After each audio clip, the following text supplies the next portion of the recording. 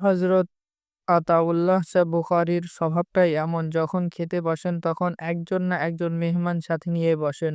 উঁচু-নিচু কোনো ভেদ নাই। যখন যাকে সামনে পান তাকেই দাওয়াত দিয়ে বসিয়ে মেহমানদারি করান। সেদিনও দুপুরের খাবার খেতে বসবেন দেখলেন, রাস্তা দিয়ে এক লোক হেঁটে যাচ্ছেন। জোর গলায় হাঁক দিলেন, "এই যে ভাই, আসো আমার সাথে খাবার খেয়ে নাও।" অচেনা লোকটি শাহ সাহেবের এমন দরাজ দিলের ডাক শুনে খানিকটা হকচকিয়ে গেল। আমতা আমতা করে বলল, "জি না হুজুর, আপনি খান, আমি হিন্দু মেথর।" শাহ সাহেব তার কথা শুনে অবাক হয়ে বললেন, "আরে তুমি মেথর তো কি হয়েছে? আমি তোমাকে খাবার খেতে ডেকেছি।" লোকটি তবু কিছুতেই শাহ সাহেবের সাথে খাবার খেতে রাজি হচ্ছিল না।